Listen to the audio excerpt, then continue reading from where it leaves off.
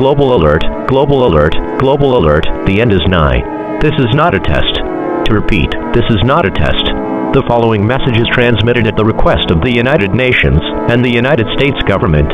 Our world is about to come to an end. Evil Phoebe has won this battle against us. We are sorry.